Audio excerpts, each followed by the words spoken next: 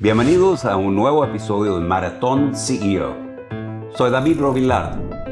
Aquí conversamos con quienes transforman las empresas y desafían los límites del liderazgo. Gracias por acompañarnos.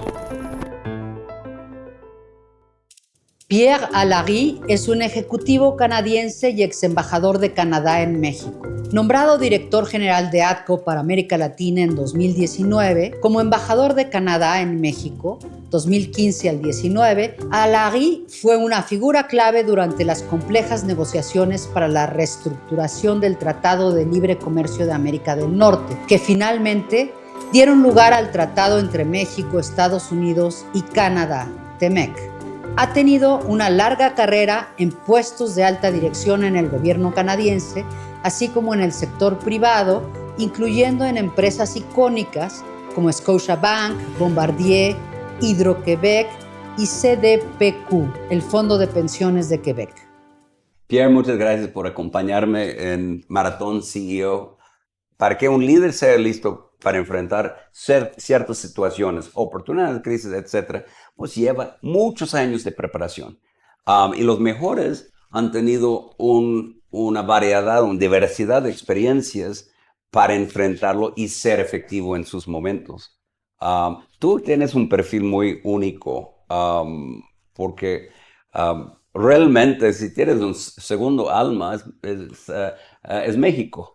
Um, y llegaste a México de ser embajador de Canadá en México en un momento crucial en la relación bilateral Canadá y México, realmente de Norteamérica. Sí.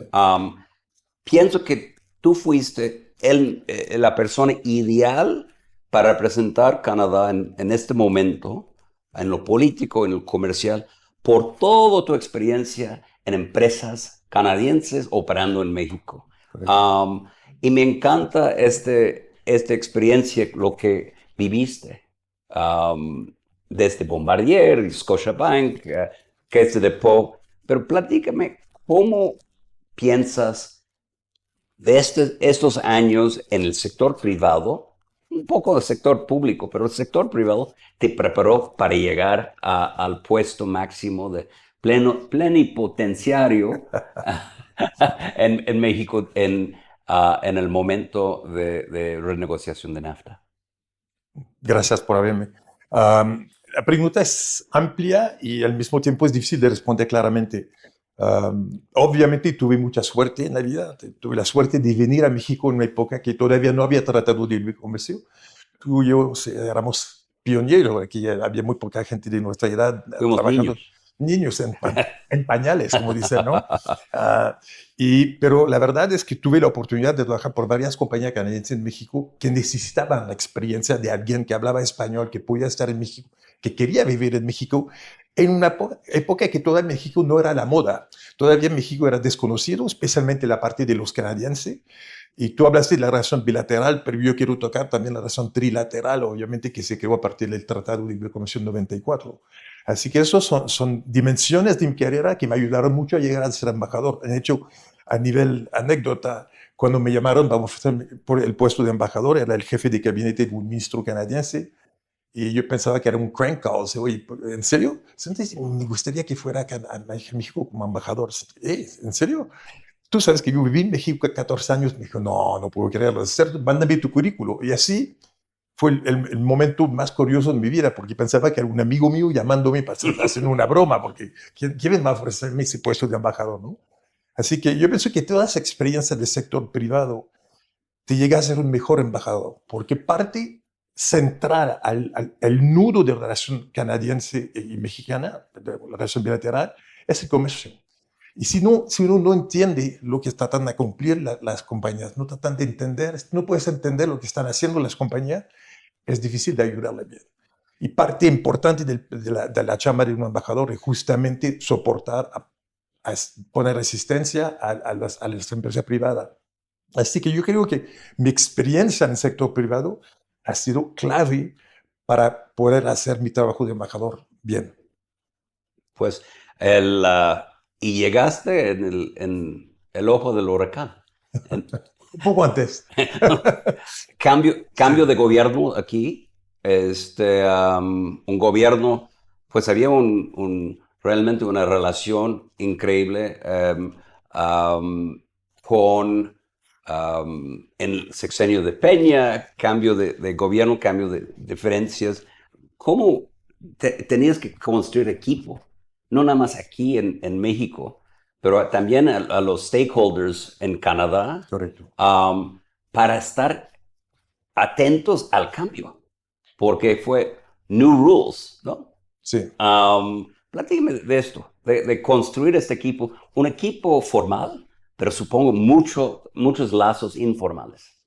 Sí, totalmente. Mira, tienes razón. Olvidaste que hubo también una elección en Estados Unidos Oh, que cambió el mundo. sí. Así que yo llegué aquí y el primer ministro canadiense era el señor Harper. Después fue electo el señor Trudeau. Al mismo tiempo fue electo Trump a la Casa Blanca y aquí hubo un cambio de gobierno. Todo eso en un grupo de 3 años más o menos. Es que eso necesita ajuste. Tú siempre debes ajustarte y obviamente yo sabía, a pesar de haber empezado mi carrera en servicio diplomático canadiense, sabía que yo necesitaba, para ser un buen embajador, necesitaba un buen equipo. Y así que fue a reclutar. Tomé el avión, fui a Canadá y recluté mi número 2 y número 3 de la embajada y que me sirvieron de manera extraordinaria durante los 4 años, casi 5 años que estuve aquí como embajador. Y especialmente en el momento de la negociación de Tratado de Libre Comercio, esas 2 personas tenían una experiencia mucho más amplia que la mía en cómo funcionaba el gobierno canadiense de adentro, ¿no? Cómo ir a buscar soporte, hasta cosas muy simples como ¿cuál es mi presupuesto para viajar en la ronda de negociación? ¿Quién paga para eso? Porque originalmente mi presupuesto de embajador no tenía ese dinero.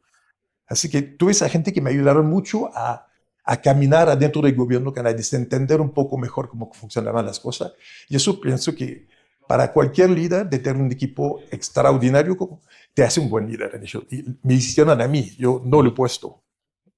Pues pero lo llamarías como tu kitchen cabinet, como Private Kitchen Cabinets, pues sí, sí, bueno, la primera cosa es de tener confianza en la gente y de poder tener una confianza en su opinión, porque al ser embajador, mira, la gente no sabe muy bien, piensan en embajador, la gente va en cócteles, es lindo y la pasan súper bien, ¿no? Bueno, a los cócteles nunca yo iba, prefiero tomar cerveza con mis amigos que con la gente que no conozco, pero mira, hay 2.5 millones de canadienses que visitan México cada año. Eso implica una operación consular por apoyar a los canadienses enorme, ¿no? Tenemos 7 consulados, 7 agencias consulares en México, más 2 consulados general. Necesita un equipo de kitchen cabinet que esa gente pueda manejar eso. Uno solo no puede hacerlo, es imposible, hay demasiado trabajo. La Embajada de Canadá en México es una embajada que se llama full service. Tenemos relaciones militares, policial, agricultura, tenemos obviamente política, consular, económica. Y uno piensa que puede hacer todo eso, es imposible. Hay que delegar y tener confianza en tu número 2, 3, 4, 5 de la embajada para que hagan un trabajo bien para ti. y llegas al momento de que empiezan, supongo que el proceso de la negociación tenía la parte formal, pero todo una cola de preparación para el momento. ¿Cuál fue tu papel? ¿Puedes contarnos un poco sobre esas negociaciones? ¿Cómo en la preparación, a preparar a los negociadores al frente y al kitchen cabinet de ayudar en esto? Sí, mi papel era muy simple y muy complejo a la vez. Simple porque yo debía entregar al gobierno canadiense, al negociador en jefe, la posición exacta de México en cada una de las 28 mesas de negociación. Así que por eso necesito un equipo que cada día habla con el gobierno mexicano, cada día habla con tu contraparte. Y tuvimos una relación, casi una luna de miel con los mexicanos. No fue perfecta, pero la relación era impresionante. Yo creé un equipo dentro de la embajada. Yo retiré a 5 personas de su cargo normal. Si a partir de ahora ustedes hacen solamente negociación de libre comercio, nada más. Vamos a distribuir su cargo de trabajo a otra gente. Y nos encontrábamos en la biblioteca de la embajada en la mañana a las 9. Nadie se sentaba, todo parado, 15 minutos. tú vas a hacer eso, yo voy a hacer eso, tú vas a hacer eso, distribuyendo la chamba. Y al final del día, a las 5 o 6 de la tarde, igual. ¿Qué pasó el día? ¿Cuál es la información que hemos recibido? Para permitirme a mí de emitir un informe por la ministra, que era la ministra Freeland en la época. ¿Cuánto tiempo duró esto? ¿Cuántos meses estamos hablando? 17 meses más o menos. La negociación intensa como tal, 14 meses, pero digamos la preparación de los equipos, hay que leer, hay que informarse, hay que tratar de entender. Son cosas que son bastante complejas. Los negociadores son gente de muy alto nivel, muy especializado. Por ejemplo, alguien va a hablar de textil en una silla de un coche. El textil viene de Camboya, pero fue asemblado en Estados Unidos. ¿Dónde es el valor? ¿Dónde se crea el valor? Y todo eso son cosas súper especializadas y la gente se dedica a esto, hacen su carrera en eso. Así que una persona como yo, que Jack of all trade, trata de entender la especialidad, trata de entender los detalles, necesita mucho tiempo leyendo, hablando con gente, hablando con los negociadores. Y obviamente hay capítulos de negociación que son más importantes que otros. El sector automotriz, por ejemplo, nos consumó mucho tiempo porque era importantísimo por los 3 países. Hay sectores menos importantes que no voy a mencionar para no molestar a nadie, pero digamos en las 28 mesas de negociación que había 15 o 16 que eran muy importantes para Canadá y unas que eran menos importantes, ¿no? Pero es el de estar constantemente leyendo, hablando y creando alianza. Cuando concebí este podcast, el concepto de maratón CEO proviene de la idea, pues momentos disruptivos no típicamente son de un tiempo reducido. 28 meses es un gran ejemplo, 28 meses de preparación y negociación para lograr un acuerdo. Es un ejemplo ideal sobre este podcast, maratón. Sí. Las personas que escogiste, esos personas, ¿cómo los prepararon? ¿Fueron especialistas que llegaron o cómo se prepararon? Bueno, 2 de ellos tenían experiencia en negociación de tratado de libre comercio, así que ya tenían una base extraordinaria. Además, teníamos el Chief Negotiator, el negociador en jefe Steve Verrou de Canadá, que es una persona que tiene 40 años de experiencia en negociación y que es una persona muy calma. Sí, nunca grita, nunca levanta el tono, siempre calmado. Escucha muy bien, es una calidad enorme de los líderes. Escucha perfectamente bien hasta que terminaste de explicar. No interviene, no te interrumpe. Así que yo aprendí muchísimo de esa gente. Es como trabajar con la Casa Blanca en esa época era un poco como dicen you're flying the plane as you build it. Era muy desconocido, había una actitud totalmente diferente de la Casa Blanca, totalmente que nadie entendía al principio, con gente, por ejemplo, los negociadores americanos eran súper experimentados, pero tenían mandato muy complejo que venía de la Casa Blanca, que era un desafío muy grande para ellos, porque sabían que cosas que les pedía la Casa Blanca no podían hacerlo. Por ejemplo, el contenido regional en el sector automotriz pedía al principio 85%. Apenas estábamos a 62%. De origen. De origen, de regional, ¿no? Apenas estábamos a 62.5% y era complicado llegar a ese nivel. O sea, tratar de saltar 85 era imposible. Es que eso tomó casi 14 meses de negociación, solamente ese punto, para finalmente terminar a 75%. Pues esa gente, todos saben lo que están haciendo. No hay idiota en la negociación. Son toda gente muy experimentada, muy inteligente, pero que a veces tienen mandato que son casi imposible de cumplir, ¿no? Tenías que tomar muchas decisiones de qué comunicar a Ottawa, a los negociadores. ¿Habían algunas personas o algunos especialistas con quien hablabas antes de tomar muchas de esas decisiones?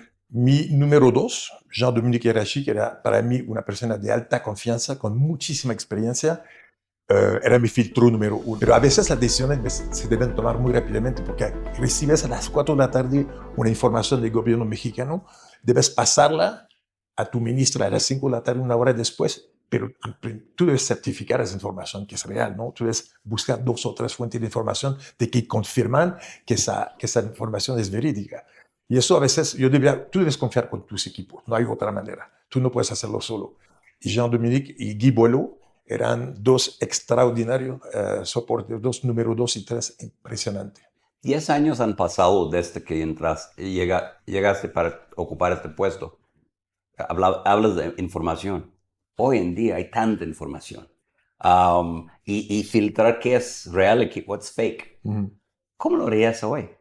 O sea, ¿cómo Yo no lo cambiarías haría. esa situación? No. En hecho, yo repetiría la misma cosa. Tú debes confiar y asociarte Mismo proceso. con gente de experiencia, gente que pueden mirar inmediatamente y dudar de una información. Oye, sí, llegó de manera bastante oficial la información, pero la gente que tiene experiencia va a decir, no, eso no tiene mucho sentido. Hay que certificar, confirmar si la veracidad de esta información. Yo pienso que hay cosas en la vida que se puede apurar, que se puede acelerar, pero hay que dar tiempo al tiempo y la experiencia no se compra. Así que tú ves confiar en gente alrededor tuyo que tienen 20, 30 años de experiencia en ese tipo de negociación. Ahora después, concluimos el TEMEC, ¿en qué año? Fue el 2018 firmamos, 30 de noviembre. en el 18. ¿Qué habilidades o lecciones aprendiste durante esos 28 meses que te sirve hoy en día? Paciencia. Hay que ser muy paciente, hay que escuchar bien. Yo aprendí mucho a escuchar mejor, porque escuchar es una cosa, pero a veces uno escucha sin Es la entender. diferencia entre listen and hear. Exactamente. Y escuchar de manera proactiva, interesarte en la que la persona te dice, mira, no son todos, somos todos diferentes, ¿no? Hay gente que son buenos comunicadores, otros mucho menos. Gente que prefieren escribirte algo que decírtelo. Que tú debes confiar en el estilo de cada uno y tu papel como embajador es de poner todo eso junto y llegar con un mensaje claro y transparente. Y eso yo pienso que son las cosas más importantes para mí. Escuchar bien, demostrar mucha humildad, porque uno se da cuenta que no conoce nada. Son cosas tan precisas, tan especializadas, que tú no puedes pretender que tú controlas todo la inteligencia que hay atrás de eso. Así que necesita mucha humildad para hacerlo bien. Es muy interesante, porque yo creo que la mayoría, muchos líderes, shoot before que saben, o sea, toman la decisión previa a. Si tuvieras que aconsejar a ti desde hace 10 años, ¿qué harías? O sea, el Pierre de hace 10 años, con el conocimiento de hoy, ¿qué dirías? Yo pienso que ampliaría un poco mi grupo, mi kitchen cabinet, lo haría un poquito más grande, porque yo pienso que perdí inteligencia, experiencia de algunos jugadores que estaban disponibles en la embajada, pero yo no quería tener demasiada gente, había que tomar decisiones rápidamente. Y tú sabes cómo es, si tiene 15 personas en la sala, se toma mucho más mucho más tiempo que cuando tienes solamente 4 o 5. Es que yo pienso que ampliaría un poco el grupo de mis asesores. Yo pienso que tomaría un poco más tiempo y iría más a Ottawa, a la casa matriz, para entender bien, porque tú llegas a sesión de negociación, porque las sesiones se giraban, ¿no? Había una sesión de negociación para decirte algo en México, y la próxima era en Washington. Un mes y medio, 6 semanas después. Durante esos 6 semanas se trabaja muchísimo de cambiar la posición, establecer una nueva posición, cambiar la propuesta o la contrapropuesta. Y cuando uno está en Ottawa para ver eso, está un poco separado del decision-making process. Claro. Que yo pasaría más tiempo en Ottawa con mi equipo marcador. Y este mismo consejo darías a los negociadores ahora que están preparándose. Totalmente. Yo pienso que sí hay una crítica negativa que puedo hacer, es que a veces será complicado tener la posición canadiense, claramente, porque si yo pidiera cada día cuál es la posición de México sobre el azúcar, por ejemplo, bueno, yo debo dar algo en contraparte, debo también dar la posición canadiense sobre el azúcar o sobre los huevos o sobre la leche, ¿no? Y eso no lo hicimos muy bien. Yo pienso que faltaba de información, el flujo de información llegando de Ottawa, y eso se hace porque obviamente es una negociación. Tú debes tener un grupo muy chico de gente que sepan lo que está pasando, no puedes obligar tu posición de negociación de manera pública. Yo entiendo por qué el flujo es reducido, pero haría esfuerzo para buscar un poco más de información de parte de mi gobierno. Finalmente, 28 meses. Me impacta esta cifra, este número, este tiempo. ¿Cómo cuidaste a ti durante 28 meses? Porque maratón, Yeah. tú has corrido en carreras de maratón. The Wall. A los 26 kilómetros más o menos. ¿Cómo te cuidaste durante tanto de llegar? Pero tú sabes también que yo hice mucho ciclismo y tenía la suerte de donde yo vivía de tener un gimnasio. Es que yo bajaba a las 5:30 de la mañana y había 1 hora de bicicleta cada mañana.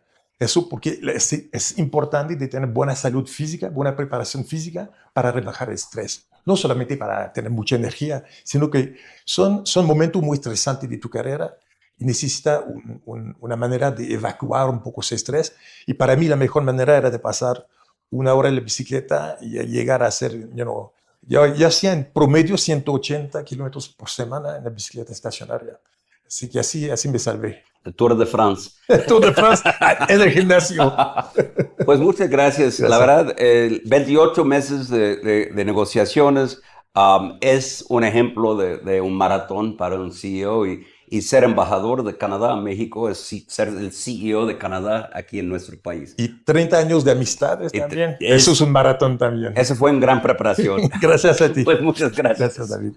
Déjame compartir mis personal takeaways con Pierre Alarie, el ex embajador de Canadá en México ante las negociaciones de NAFTA o el TEMEC. Durante la negociación de largo plazo, en este caso fueron 28 meses, y ahora la historia está repitiendo para nuestros gobiernos. Entonces, mi takeaway con Pierre es que durante un periodo de largo plazo de negociaciones, uno no está solo. Hay que construir un equipo cuyas habilidades complementan las que el líder no domina. Y él fue consciente de esto. Fue cuando nos mencionó, hay que tener humildad. Te das cuenta que no lo sabes todo. Hay que estar interesado en el estilo de la otra persona, de los otros grupos.